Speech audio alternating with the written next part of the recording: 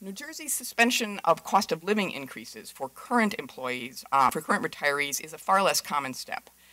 Colorado, Minnesota, and South Dakota did likewise.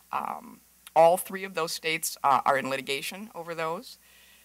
Similar lawsuits have been filed here in New Jersey. Now, the lower courts have ruled in favor of the state in both Colorado and Minnesota, but those decisions are being appealed, and the final decisions on both of those cases are unlikely to be resolved for several years to come. So it's a very slow and kind of painful way to move in this direction, and it's probably discouraged other states from following, but it is something that we are seeing. And depending on how the court rules, that may change the playing field for those kinds of changes as well.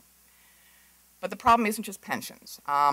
We think it's really important to talk about pensions and retiree health care benefits.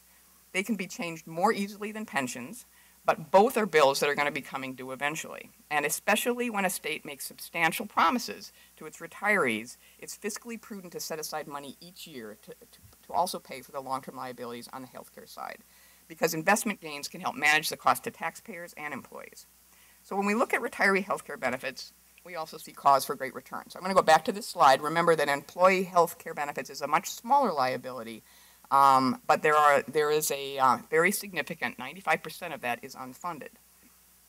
As this state shows, 19 states had nothing saved for their healthcare and other benefits they promised their retirees. Those are the states in white.